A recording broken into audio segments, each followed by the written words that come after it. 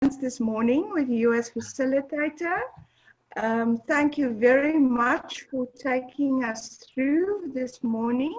And with that, I'll hand over to you to introduce Professor Andre Roux.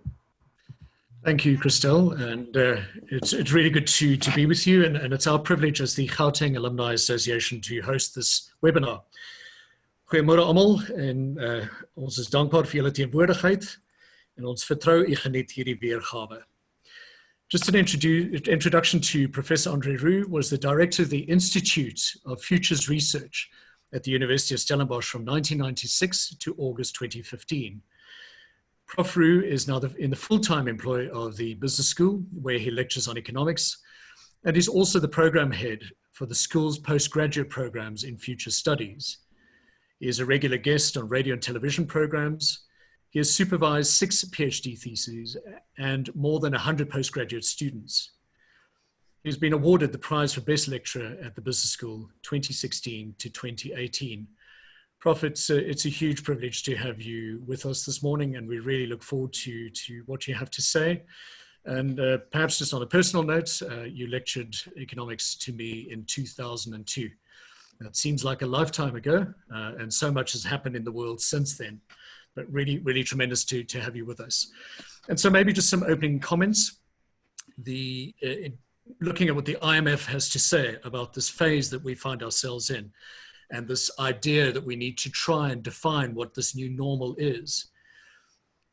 The following quotation from the 1st of April 2020 in the IMF: "The success of the pace of recovery will depend crucially on decisions and policies undertaken during the crisis. And at the risk of oversimplifying macroeconomic policy, we'll need to distinguish 2 key phases." And the IMF refers to this as a war. Phase 1 of the war, the pandemic is in full swing. And this is to save people's lives. Mitigation measures are severely curtailing economic activity. And I think this is what we're discussing today. So how do we overcome this? And this may be expected to last at least for 1 or 2 quarters. Now that was as of the 1st of April 2020. Suffice it to say that the thinking now is that this will be with us for at least another 18 months in various guises and forms. And then, Prof, what we were sort of touching on is phase 2, the post-war recovery. The epidemic may well be under control then, vaccines and drugs, partial herd immunity, and a continued but less disruptive containment measure might be in place. As restrictions are lifted, the economy may return, perhaps haltingly, but to a new normal. And I guess part of what we're exploring today is what is that new normal? And so, Prof, if I may, with that as the opening ambit, hand over to you. Thank you very much. I'm just calling up my presentation. Just give me a second or two to press all the right buttons. That should be it. So thank you very much. Good morning to everybody out there in cyberspace and these rather unusual circumstances. Thanks for the very appropriate introduction, George, setting the scene for what I will be touching on. I've kind of given this talk a subtitle, A Glimpse of the Future, take into account the fact that South Africa, as it is, has a distressed economy. There's this invisible virus wreaking havoc. Then I'll take a look at 9 tipping points guiding this country's slightly longer-term future, and along the way, a number of scenarios. So I wish to kind of remind us all, if we need reminding, that once upon a time, long, long ago, or so it seems, as recently as February 2020, on the eve, just before we started feeling the ravages of this virus, but once upon a time, even before the current disturbances, we were, as a country, South Africa, already probably in a technical recession. We were aware of the fact that economic growth had been declining for a number of years, for around about a decade, reaching last year, 2019, a bare 0.4%.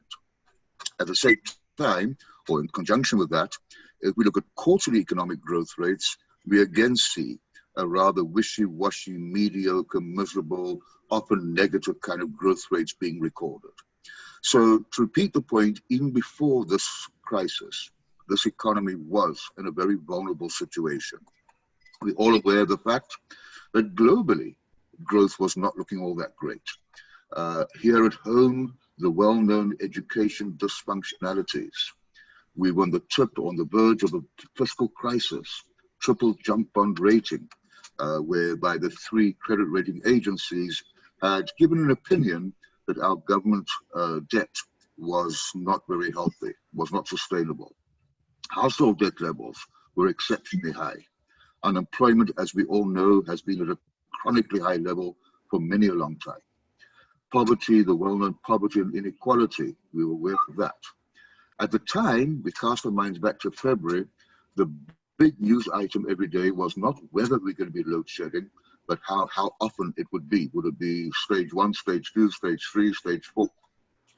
We were thinking about policy ambivalence, what's going to happen to land reform, etc. And then also a structural reality of very low growth and productivity, and along with that, the rising costs of labor. So I want to repeat for the 3rd or 4th time, as we entered this crisis, I'm afraid this country's economy was not in a very good position. And then we were saying, and we still are saying, that ultimately, if we really want to address some of these major issues, we need an economic growth rate of at least 5%, and that needs to be maintained for at least 20 consecutive years. We were far, far away from that.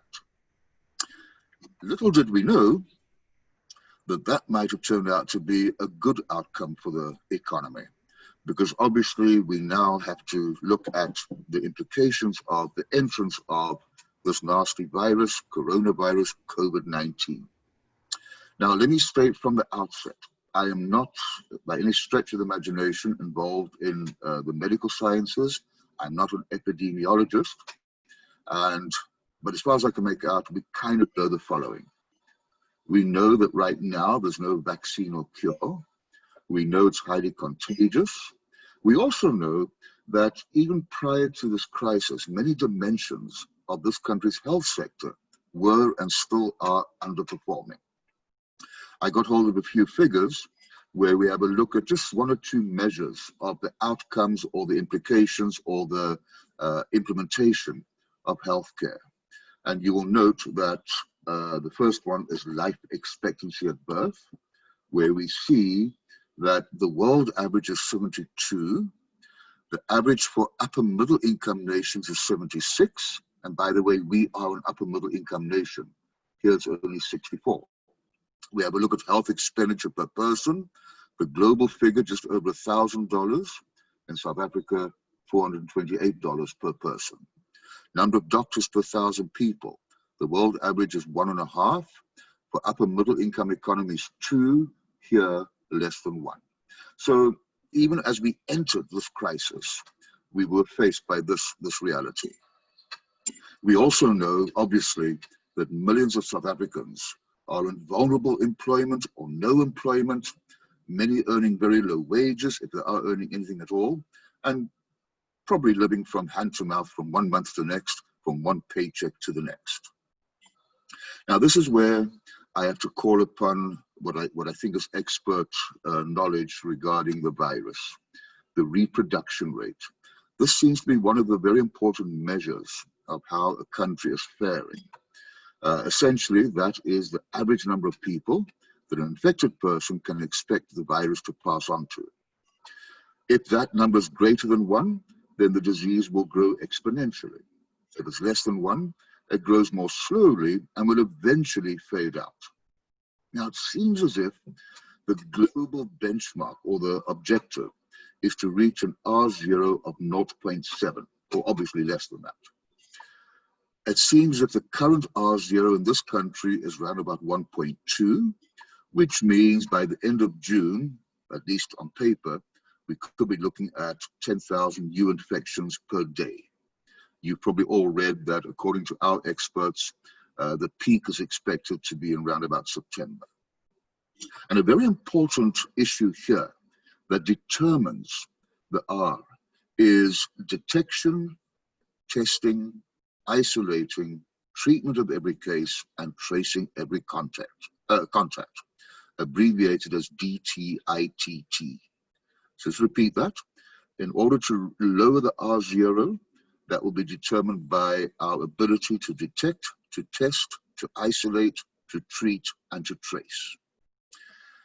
And using that as a starting point for a possible set of scenarios for this country, we can very briefly and very crudely say that if our DTITT is good and satisfactory, the lockdown will be relatively shorter, the effect on the economy will still be serious.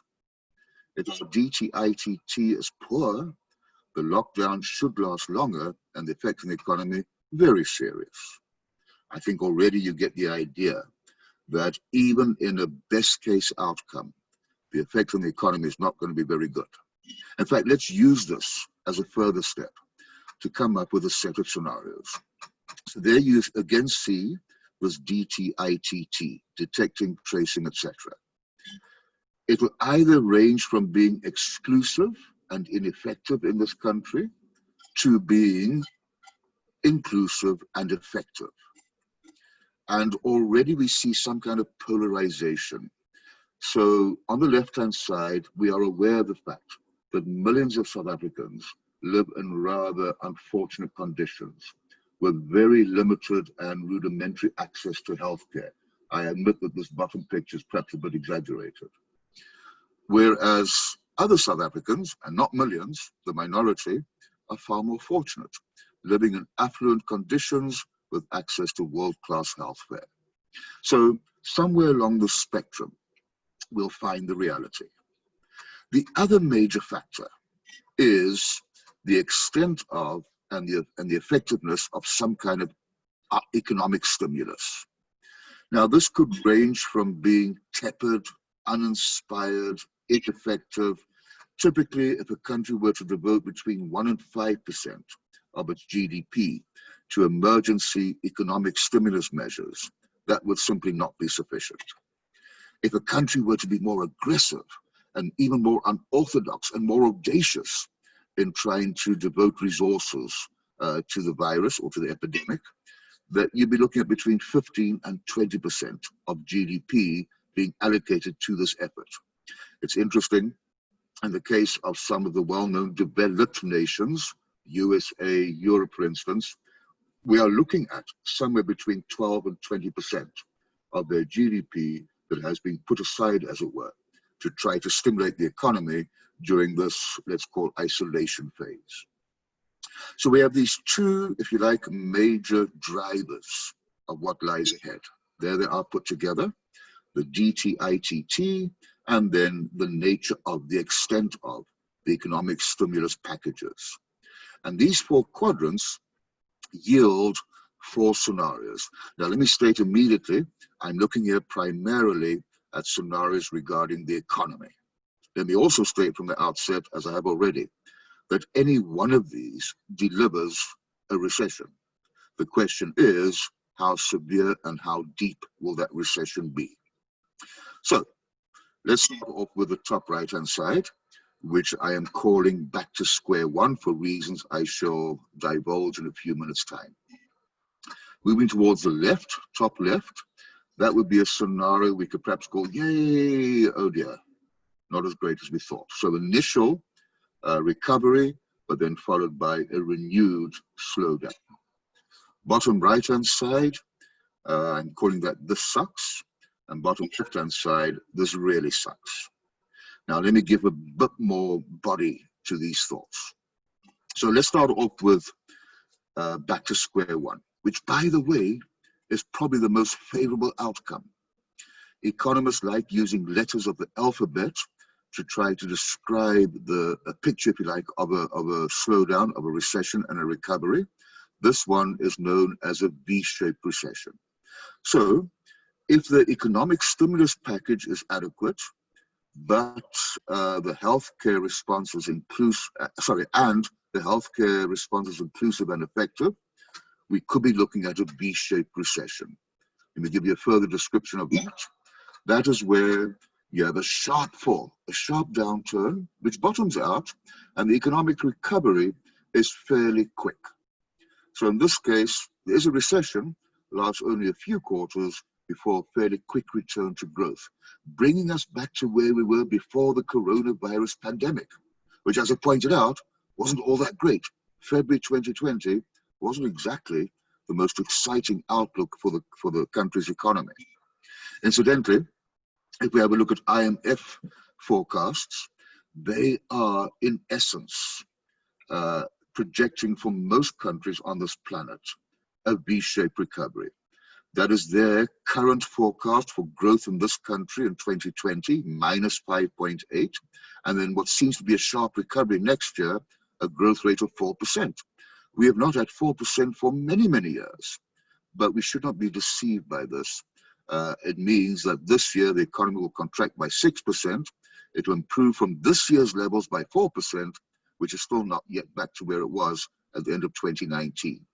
And even here, I'm afraid, I suspect this might be a very optimistic view. Moving to the left, that is the yay, oops kind of scenario.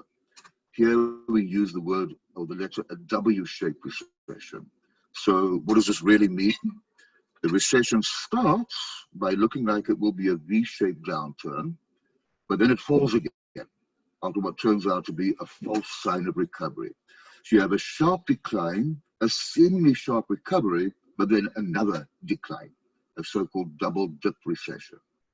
This could be the situation where you have a decent enough economic stimulus, the healthcare response not all that great. Economic stimulus does help a bit for a while, but unfortunately that economic stimulus is likely to further exacerbate the country's already high government debt exposure. And as I say, that could be followed by another recession. Bottom right-hand side, that is where the economic stimulus is not all that great and the healthcare response is a bit better. That could be a U-shaped recession. What does that mean? The GDP shrinks for a number of quarters in a row and only slowly returns to the level of growth seen before the downturn. This sucks. And finally, bottom left-hand side, this is probably the worst of all worlds, or both worlds. The healthcare response is inadequate. The economic stimulus package is tepid and uninspired. That could be an L-shaped recession. In other words, I'm afraid to use the word depression. A deep recession, and the economy does not recover to its previous rate of growth for several years, 3-4 years. So the sad news, and I hate being the bearer of sad news, many of you have hopefully come to know me as being perhaps naively optimistic, maybe uninformed, but nonetheless optimistic. So it gives me great pain to have to be the bearer of what seems to be bad news, but at the same time, I do need to be obviously realistic. If you were to ask me, and I hate, and one shouldn't use this word, I see Doris is also here and some of our futures alumni, one shouldn't use the word most likely outcome, but if you were to ask me which one I think at this stage we're heading towards, I would argue that the health sector response will not be quite as adequate as we would hope, perhaps round about there on the axis, and the economic stimulus, well, let's say it's currently round about 10% of GDP, so maybe slightly into that quadrant, which means that we are possibly looking at this kind of outcome, a W-shaped, a double dip kind of recession. So initially, perhaps as we move into late this year, early next year, an apparent recovery, but then again, it will not be sustainable. So as I say, I fear we might be looking at this one. Let me continue by putting my head out there and asking the question, and it's all very uncertain, which sectors might be slower to recover here at home and which ones might be a bit faster to recover. Now you've got to bear in mind that I'm basing these thoughts on trying to get some grip on consumer behavior in the weeks and months that lie ahead.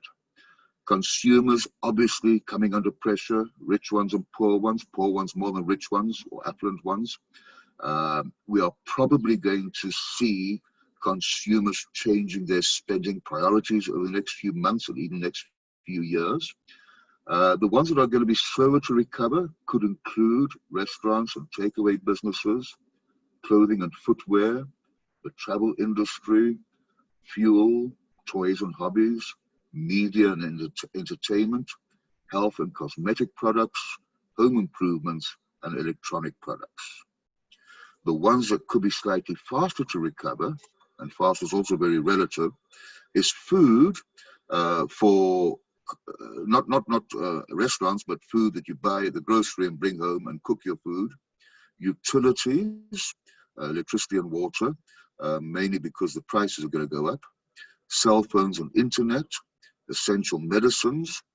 We might find that more and more people are going to realize that the current and future situation is one of absolute turbulence and uncertainty, and maybe it's time we make better provision for retirement. And then various household items, cleansing equipment, etc. But I must be honest to say that no one really knows. This is, at the risk of talking cliches, unknown territory.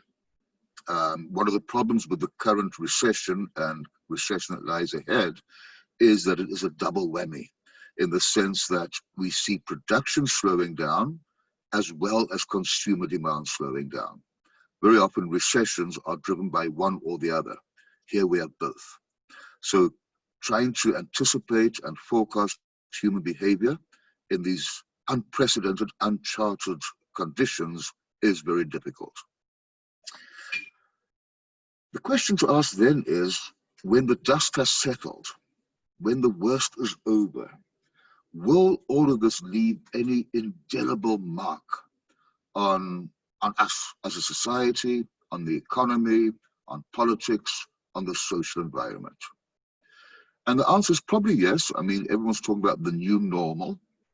It's perhaps also become a bit of a cliche, but let's try to explore some of the potential longer-term, more structural changes that might kick in the months and years that lie ahead.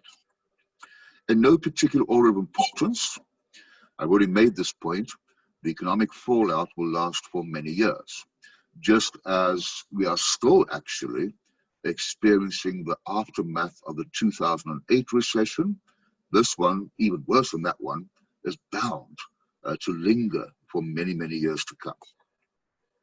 We might see at a global level further shifts in the global economic and political power balance. Those countries that emerge stronger than others, whether that be in the realm of health, the economy, and politics, will move up in the power ranks. As we all know, as it is, prior to this crisis, China was rapidly catching up with America in terms of being the biggest economy. We know that as we speak, of the 10 largest economies, 5 are in the so-called developing world: China, India, Brazil, Russia, and Indonesia. We might see those trends gaining momentum. We might see developing nations becoming even more important, more powerful in the global power balance. Then, very philosophical words, there will be ongoing questions raised about what kind of government system works best in a crisis. A functional autocracy, in other words, a kind of autocracy where the leaders take on additional powers and enforce various things, versus a democracy which might, however, be dysfunctional. Another question: what lies ahead in terms of global connectedness, global trust, global cooperation? Are we going to see that being restored, or will we see a low road where international institutions are undermined? Think about the skepticism being shown now towards the World Health Organization, and where countries become even more isolationist, protectionist, populist, and nationalist. which in any case seem to have started happening over the last couple of years. Think about Donald Trump, trade wars, think about Brexit. Which of these two bifurcations will dominate? Global supply chains. This seems to be one of the biggest talking points of the last few weeks and months, showing that or indicating that we have become so dependent on supply chains that any disruption has a huge impact, not just on individual organizations and on consumers, but also on the global economy. And then, of course, what does all of this mean for the so-called new world of work? What is it going to mean for transport, for meetings, for shopping experiences? And I'm going to ask you a poll question in a minute or two, but let me just complete this particular list. It seems as if running a business from home is fairly easy, and sometimes even more efficient. It is less certain as to whether the creative process can be run efficiently and properly from home. I think before I carry on, just to break the monotony slightly, I'm going to launch a little poll I would like you to consider. Just the one for the time being, not that one. The question is very short and sweet. Well, it might not be sweet, but it is short. Just one question, and it will appear on your screens in a minute or two. The question is, do you think that the impact of COVID-19 on your business or your sector or your industry will be, then you can choose from three. Will it be permanent? Will it be temporary? Or third answer, you don't know. And we'll launch the poll, ask you to respond as quickly and as promptly as possible. And then after a minute or two, I'll close the poll. We can have a quick look at the responses. So I'm about to press the appropriate button. There we go. And you are now invited to give your response.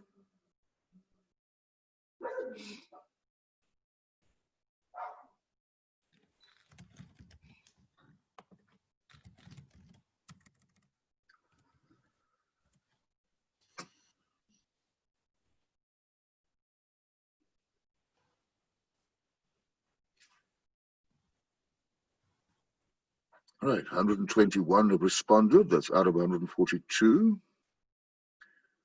So give it a few more seconds. About 19 yet to respond.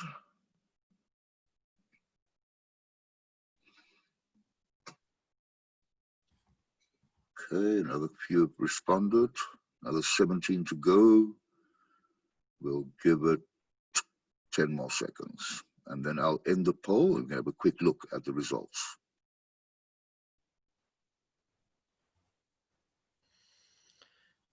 Three seconds to go. And let's end that now. All right, now I'll share the results with you. You should all be able to see the results. So the question was, will the impact on your business be permanent, temporary, or you're not quite sure? 6% indicate they don't really know. Interestingly, permanent 45%, temporary 49%. So the temporaries have it ever so slightly, which is suggesting that only, I say only, but 45% feel that the impact of all of this will be an enduring one, a permanent one, a non-negotiable one. All right, that is interesting. And maybe a bit later we can revisit some of these results. Meanwhile, running a business from home is fairly easy and perhaps even more efficient. It certainly saves time, but one wonders whether the creative process doesn't suffer as a result. What's also seems to be an issue, very interesting, is that for Generation Z, shopping is actually found to be part of their social life. They've all grown up on computers, and that's part of why they crave going to the shops and actually touching products. They want that tactile experience. And then a big question, the role of government. Right now, throughout many parts of the world, Government has obviously played a huge active role. Will it step back from being involved in business, or will this involvement become a more permanent fixture? And then reports of the death of distance may have been greatly exaggerated. Borders have gone back up. People care more about what they can touch and feel and the locality where they operate. And this is challenging some of our assumptions regarding globalization. And then finally, a few thoughts on the possible implications for leadership and strategy. It is time for leadership, not so much management. And leaders need to be, I would suggest, or need to infuse into their society some degree of optimism, which must be realistic, it must be bounded. You don't want exuberant, unrealistic optimism. At the same time, it's time for candor, for honesty, and not charisma. Strategy must be kept intact. Don't abandon your long-term strategy, but at the same time remain flexible and agile. Resilience for the next few years at least should enjoy priority compared with efficiency. And some experts are suggesting that a firm, an organization needs one team of thinkers to deal with bringing the business back, and a separate team to deal with what's going to happen in the next few years, showing a bit of foresight. If we reflect on what happened after the 2008 crisis, the winning organizations were those that were very thoughtful about their IT spending, that were genuinely customer focused, not just pretending to be so, but genuinely so, where they positioned their employees as the top priority, because after all, talent is scarce. And they recognized that the culture of organizations ultimately defines who will be successful in the future. So maybe we can and should take some learnings from all of this. And then, of course, at some point, we'll hopefully return to talking about major issues that we faced before the crisis and still do. Sustainability and the environment come to mind. Right now, most attention and resources, of course, is going towards the very short term. But sooner or later, and hopefully sooner, we'll have to start thinking again about sustainability and the environment. And then we face, excuse me, a very interesting challenge. We've proven, or many have proven, that we can adapt and move at a high velocity and very quickly. We'll be expected to keep on doing so, on steroids, even faster, even better. So one of the risks, excuse me, that many organizations face is that of becoming bogged down in complacency, kind of saying, well, we are able to overcome all these challenges. We can work from home and be adaptable, etc. We need to keep that up, and actually to maintain a competitive advantage, we have to get better and better at being adaptable and moving at these high speeds. So, as I'm saying, these are more questions than actual answers, but they hopefully shape some of the outline of a potential so-called new normal. I would like to start wrapping up, although it's a fairly long wrap up, by asking the question, and after all of that, what's going to happen after all of that? And I want to focus specifically on South Africa. And let's say we now take a 10-year view. South Africa in the year 2030, 18th of June will happen to be a Tuesday. What will, what could, what should drive this country's outlook and future over the next decade? And of course, this next decade will include dealing with the virus, as I tried to point out. But what else should we be looking at? Well, first of all, the well-known notion of a VUCA world. Never before have we become so aware of this, a volatile, uncertain, complex, and ambiguous world that almost, we can almost take that for granted. But within that, what can we say about South Africa's future? And I would like to argue that there are 7 tipping points molding and guiding and shaping the country's future. Some of them are pretty obvious, but they're all pretty obvious, but some of them I just want to expand upon ever so slightly.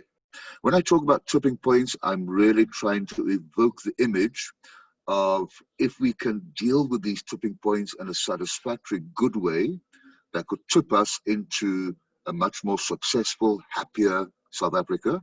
But if we fail to deal with these, we might end up in really absolute sustained mediocrity. So what are they? There they are. Starting at the top, 12 o'clock if you like, becoming more competitive. Secondly, how will we deal with something called the democratic surplus? I'll explain that in a minute or two. What is going to happen to our stock of social capital? Will we have the right kind of skills and enough of those right kind of skills? Will we have sufficient savings? What's going to happen to our democratic institutions in the years that lie ahead? Are they going to become more autonomous or less autonomous? And then at around about 11 o'clock, exploiting the demographic dividend. Will our relative usefulness turn out to be our biggest asset or perhaps our biggest liability? Now, each one of these is worthy of a long discussion. That is not my intention, nor my, given the time constraint, my ability. But I do want to highlight, or just quickly go through each one by showing you 1 or 2 facts and figures. So being competitive, it's perhaps a sobering thought that in terms of the World Economic Forum's rankings, that our competitiveness went from number 52nd in the world, and by the way, 1 is best, so the higher the number, the less competitive. It actually improved to number 49, and then to 47, and then 2 years in a row, huge declines in our competitiveness, dropping 20 positions within 2 years, with a slight recovery in the latest rankings. That is certainly not good enough, given the fact, for instance, that we boast the 29th largest economy in the world out of 218. It is disturbing we only rank number around about 60th in terms of being competitive. The democratic surplus is an interesting concept. This weighs up a country's level and speed of democracy with the level and speed of economic Sorry, Prof. development. Yes. We lost you briefly. Okay, but you're back again. Thank you. Okay. Can you hear me now? Yes, we can. Okay. The democratic surplus weighs up a country's level and speed of democratization with the level and speed of economic development. So if you are democratizing at a faster rate than you are developing economically, then there is a democratic surplus. Sorry, Prof. Imbalance. There just seems to be microphone difficulty, so maybe just lean in a bit. I have leaned in as far as I can. Okay, thank you. Can't Thanks, get Prof. any closer. That's great. That works. Is that all right? Yes, Okay. thank you. If democracy outstrips economic development, there is a surplus, which is an imbalance, and you could find huge dissatisfaction. So, for what it's worth, in an opinion poll conducted every now and again by Afrobarometer, you will note that in South Africa, in 2015, only 47% of respondents were satisfied with democracy. That means 53% were not. Then social capital, difficult to define, difficult to measure. It covers things such as goodwill, tolerance, and the like. The OECD says we talk about networks, which along with shared norms and values and understandings and shared visions, facilitate cooperation. Skills deficit, we're well aware of that. I found it very sobering to note that 60% of adults in this country have less than 12 years of education. A quarter have no more than 7 years. 5% have no education. And the problem there, of course, is that the structure of the economy is changing dramatically. As you can see on the left-hand side, 70% of our economy as generated by and within the services sector, and only about 10% within mining and agriculture. Our education levels are not matching the changing structure of the economy. Savings, the quick story here is that you need investment spending, new machines, new factories, new buildings, new infrastructure to generate future growth. But for investment to happen, you need sufficient savings. And our savings performance, as you can see here, it's barely 16% of the GDP, way below the world average, way below the average for developing nations. In terms of autonomy of democratic institutions, a very important one. One of the hallmarks of this country's post-94 democratization was a constitution which, amongst others, entrenches the autonomy of our democratic institutions. Things like the Reserve Bank, the Auditors General, the Public Protector, SOEs, etc. And for quite some time after 1994, we were justifiably very proud of the autonomy of these institutions. Unfortunately, there's some evidence that the autonomy is being eroded, and or the integrity and or the competence of some of our institutions, as highlighted very clearly by, again, some findings from the World Economic Forum. Here are some of the items they regard as being institutions, and the rankings, I remind you, one is good, the higher the number, the lower the ranking. So back in 2016, for instance, we ranked fairly well in a whole range of these institutional variables. Property rights, 29th best in the world. Intellectual property, look at that one. Judicial independence, right at the top. Strength of auditing and reporting standards, best in the world. And not only in 2016, but for a number of years before that. But then in 2018, we start seeing a major deterioration. And in 2019, sorry, I beg your pardon, in 2017, a deterioration. In 2018, a further deterioration. So our property rights ranking from 29th to 97th. Auditing and reporting from number 1 to number 55 within 2 years.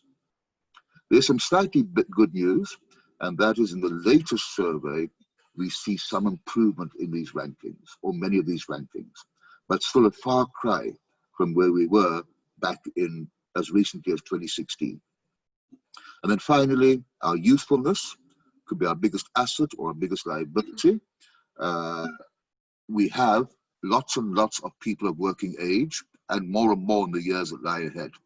Unlike Western Europe, Japan, China, America, where the populations are aging very rapidly, and there are fewer people of working age to support a growing number of elderly and young people. Put it all together, and it seems as if those two on the left-hand side are the key ones. Will we generate sufficient skills, and how autonomous will our institutions be? And using these, and I'm virtually finished, as the framework for a scenario, we find the following. So along that axis, we have the question of skills. Along that axis, our institutions. And each one of these quadrants yields a potential scenario. So let's start with the best case scenario. That is a South Africa where our skills are appropriate, they're competitive, and our institutions are restored to their once glorious pride of maybe 15 years ago. It would be gold at the end of the rainbow. At the opposite end, this one. Our institutions remain in a state of disarray, our skills level inappropriate, that could be winter of discontent. In between that, we have this one, the right kind of skills, but institutional decay has become permanently entrenched. That could be an Indian summer, a couple of days, metaphorically, of glorious weather, although you're into winter. It doesn't last very long. And then finally, where you have better institutions, but our skills level remains unsatisfactory, that could be hope springs eternal. We haven't lost all hope. We're moving in the right direction in terms of institutions. There's more work to be done in terms of skills. worst case scenario would really be very unpleasant. More and more corruption, pockets of prosperity, a divided society. We just export our raw material, don't add value, and import manufactured goods. Growth is elitist. The skills and digital divide gets wider and wider. Now government starts panicking, and all they can do is just throw more money at the problems. But to do that, they need to borrow more and more, and that becomes uncontrollable, unsustainable, that government debt. We stop paying tax, and the state loses total control. Whereas golden in the rainbow would probably require a social pact where all the major stakeholders sit around a table and agree to disagree, as it were, agree upon some common vision, and agree where necessary to make compromises. Crime is totally unacceptable. We protect those institutions, more social capital, more tolerance, more goodwill, more accountability. We use our resources ourselves, obviously the right kind of skills, become more competitive. Entrepreneurs are truly given an opportunity to do what they could be good at doing, especially new nascent entrepreneurs. And the economy grows, therefore the tax base grows, and government spends its money in a far more sensible fashion and does what it should be doing. Now, again, my very last thought is that one shouldn't do what I'm going to do now, but if you were to ask me which scenario I think at this stage might be the one we're heading for, I would argue that, and remember, I am a naive optimist, that we are already making progress and will make even more progress in raising the bar, as it were, in terms of institutions. I'm going to say we're going to head towards that part of the diagram in terms of institutions.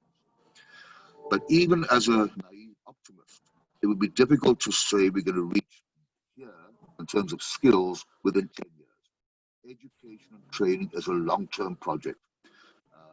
As a wise man once said, if you want someone 12 years of education, it takes about 12 years. So I think we'll make progress and move from left to right, but not the progress required to end up over there.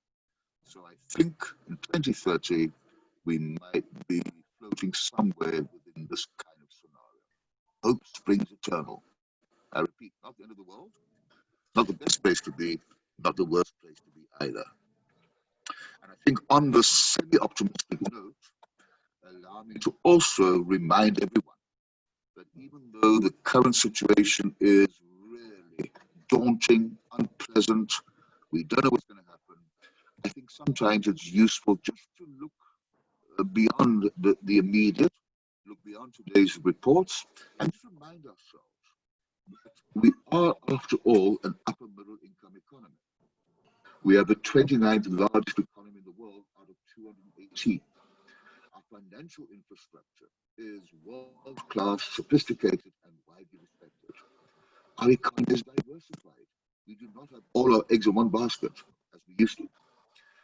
Our monetary policy, as exercised mainly by the Reserve Bank, is probably beyond reproach. Not always popular, but the Reserve Bank has been doing the right thing for a long, long time. We do have that usefulness. We are resilient. We've gone through many of these things before, and we are innovative. So I think on that note, excuse me, I do beg your pardon. I think I've had about, 40, 50 minutes to talk, which was more or less what we agreed upon.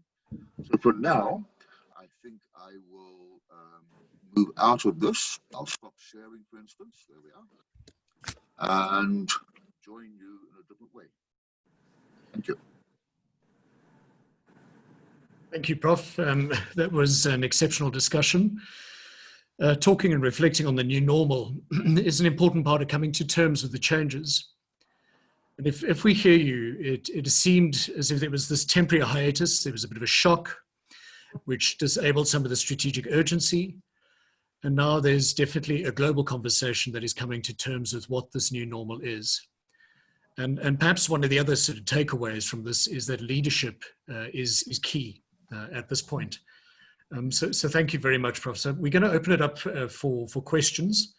And if I could ask, Prof, we battled with sound just towards the end. So just making sure the microphone is okay. Folks, can we open this up to questions? I've got the chat room open, so please feel free to pose questions. Okay, can I just add that I haven't moved. In fact, I can't get much closer, as you can see, in terms of sound quality. Okay, no problem. We'll manage as best we can, Prof. So, all right. Okay. But thank you. Thanks. So folks, open it up for questions.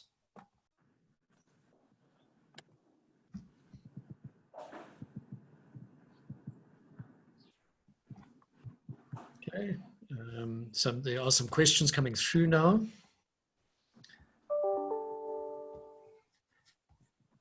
Are you hearing okay, Prof?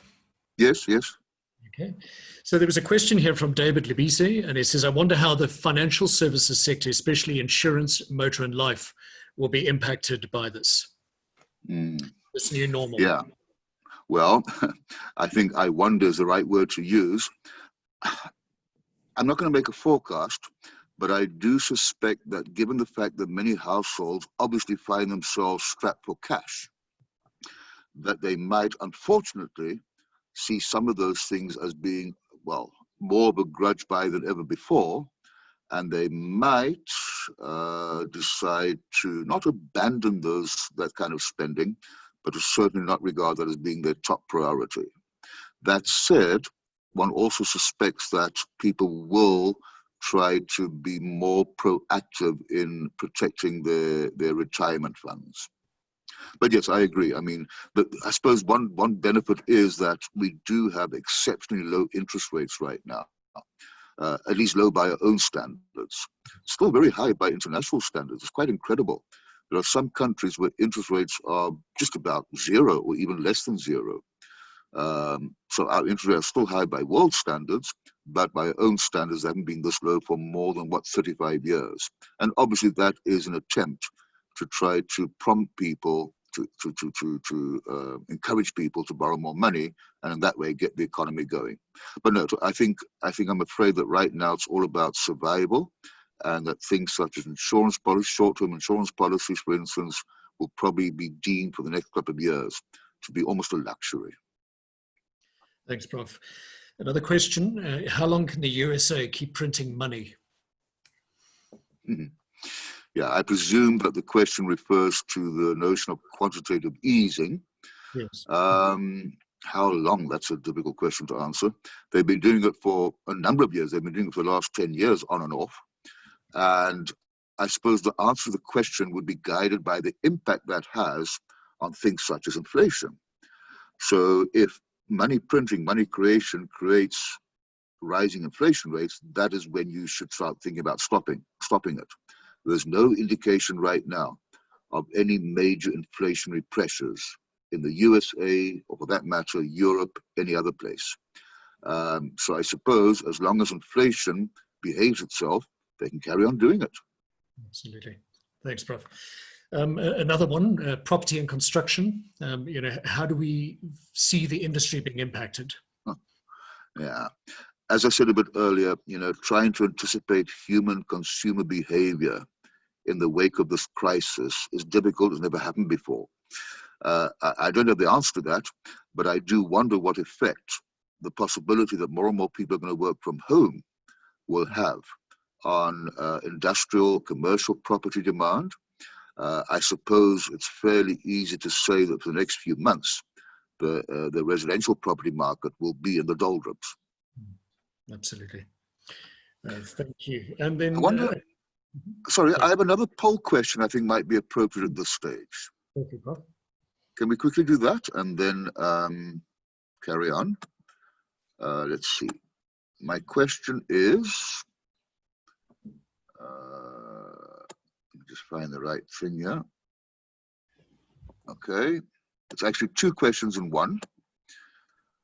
I'll launch it in a minute. So it's two questions. It's two separate questions.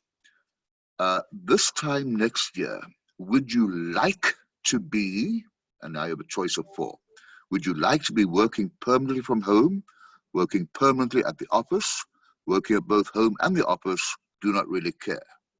And the second question, this time next year, do you expect to be working permanently from home, permanently at the office, at both home and the office, do not know?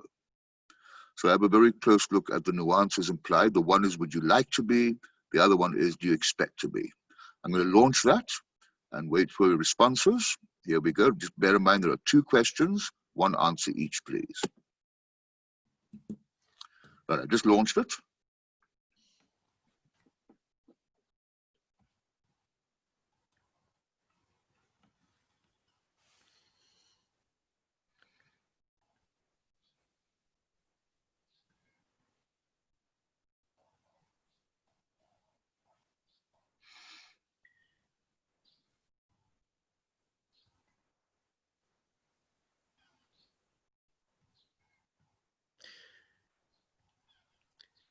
Interesting viewing the responses. It is.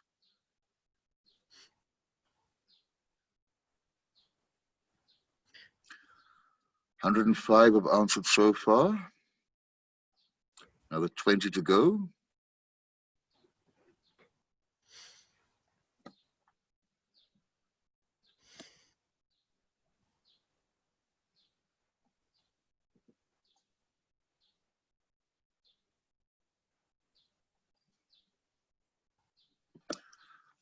Okay, slowing down a bit. We'll give it another 10 seconds. It's a pretty good sample. Yeah. 86%.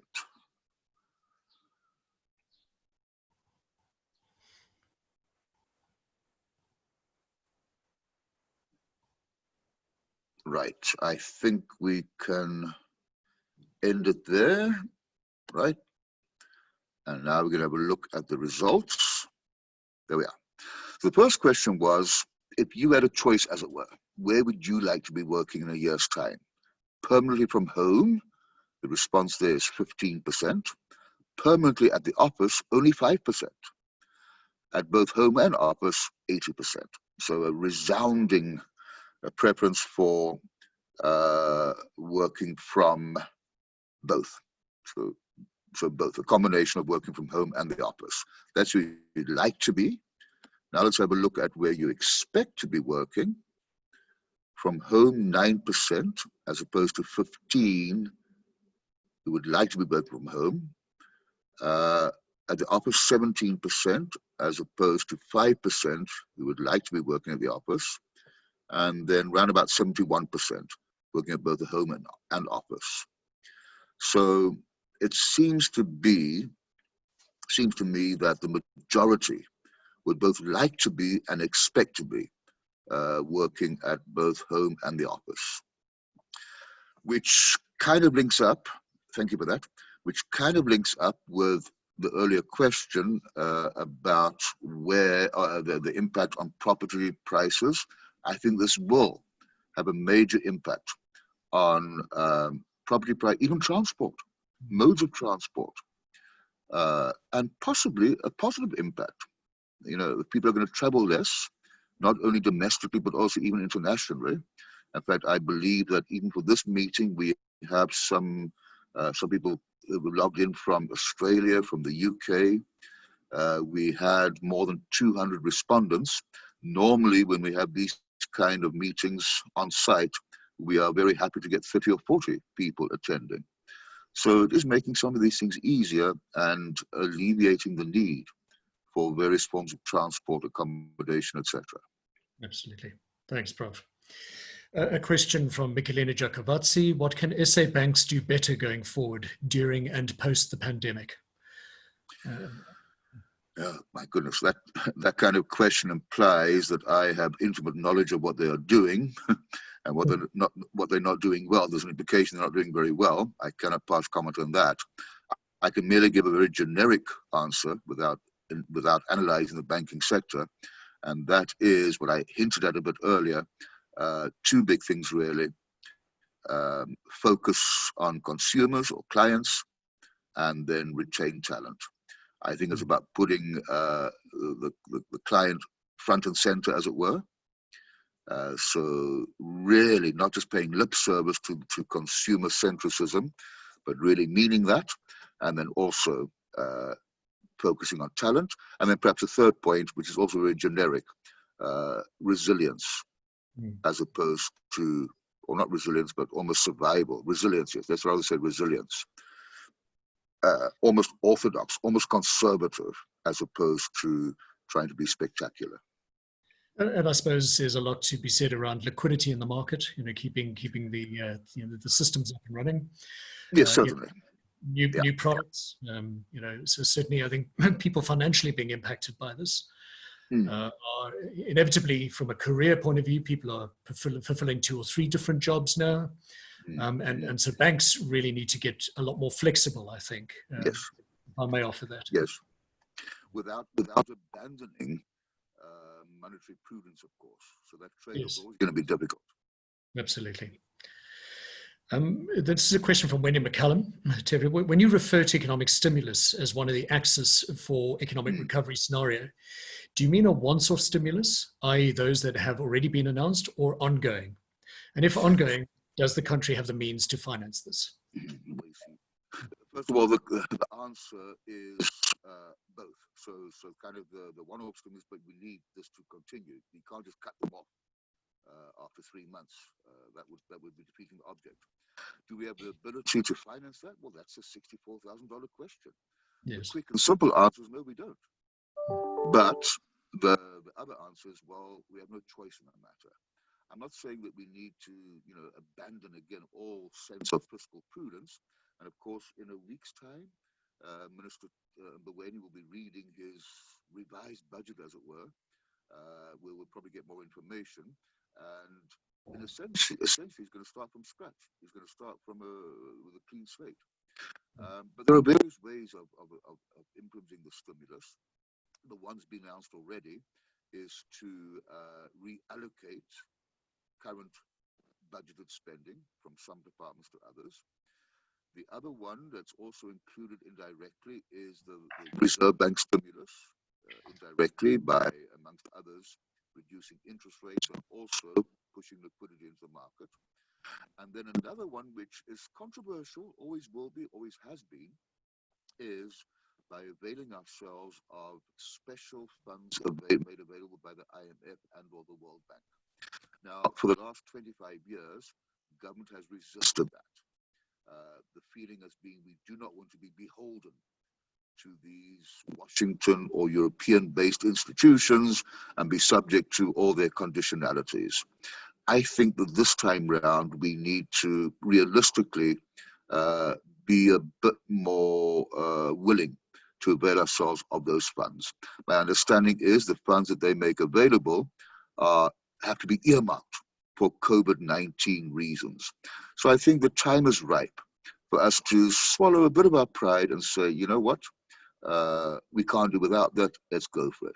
I don't see that in its own right resulting in an absolute abdication of our control over our own economy. But I mean, that is one of the many trade-offs that need to be made. We have to stimulate the economy. At the same time, it will result in consequences down the road. I mean, essentially, if a government borrows money now, it is simply postponing higher taxes in the future. Higher taxes on ourselves, but also on our children and even their grandchildren. But that's the nature of the beast right now, I'm afraid. You have to make that trade-off and then deal with it. Thanks, Prof. A question here, and I'm sort of trying to summarize questions as we see them, because there are a number. What industries could possibly be impacted by the COVID crisis in SA? Do you have any thoughts on particular industries? That could be what done? Could be what positively influenced? Positively impacted, yes. I think I did have a table a little bit earlier where I didn't quite say positively, but would perhaps grow a bit faster than others. But I suppose when all is said and done, we could almost say it's back to basics. I think what we have discovered is that when push comes to shove, as wonderful as the modern conveniences are and luxury goods are, in times of this kind of emergency, it's back to basics. So food, energy. I suppose these days a basic is bandwidth and anything related to that. I would say those probably will recover faster than some of the others. But it will again depend upon how consumers react. We might see as the lockdown is relaxed further and further, that there could be an initial massive demand for haircuts and for hairdos and for manicures and pedicures. And those who want to eat out at a restaurant haven't done so for a few months. We might see this massive rush, as we saw when when alcoholic drinks were allowed to be purchased. But I'm afraid, I think that will be short-lived. I don't think it will be a permanent, massive increase in demand. Thanks, Prof. I'm going to combine two questions. So the one is around increasing government control. And then the opposite end of that scale is, could we see a political power shift in South Africa? Because we've certainly seen the sort of real clampdown that happened with lockdown, and we've seen some lockdown criteria that made sense and some that hasn't made sense. So you can drink, but you can't smoke. You cannot have a haircut. Well, as of last night, we can now have haircuts. But my dog can. Absolutely. So do we see a shift in political power? And I think you started to allude to that in terms of new political systems. Yeah. Look, I'm an economist, not a political scientist, so I'm reluctant to stick my neck out on an area which I'm not all that au fait with. But I think many people will attach their political allegiance to the actual leadership in the country. So that's a matter of deciding whether or not our top leadership has dealt with this in a proper, decent, logical, scientifically inspired way. And if I have a look at other countries, including the USA and including the UK and others, I don't think they've fared much better than we have. That's not to say that they've been very good or we've been very good. For everybody, it's a brand new territory. So I don't think we've fared much worse than they have. I think we are starting to see what some people call lockdown fatigue. So for the first few weeks, we're all gung-ho and enthusiastic. There's the right thing to do. But now people are starting to question, has it not lingered on too long? And it's again that trade-off that everyone has to make between lives and livelihoods, between short-term saving of lives versus the long-term impact on the economy. In terms of political shifts, fundamental shifts, my sense is no, not in the next few years. I think the ruling party has got a very comfortable majority, needless to say. I don't see the ruling party being voted out of power. Whether we're going to see some kind of power struggle within the party, I don't know. I suspect that the current president is probably enjoying more and more support in different walks of society. So no, I don't see any major shifts at that level of thinking. At a global level, I think I alluded to the point we are already seeing before this crisis, in America and Europe, this growing sense of nationalism, of protectionism, of isolationism that was kicking in any case. Yes. The question is, will this current crisis exacerbate that, accentuate that, or will we see, and I suspect not, I'm afraid, will we see people saying, actually, international organizations like the World Bank, etc., are important and do play a role? I suspect not. Thank you. Just some thoughts on quantitative easing. You did start touching on that. For South Africans specifically, do you believe that is an answer for us? I think it's part of a suite of things to consider. Yes, and I have another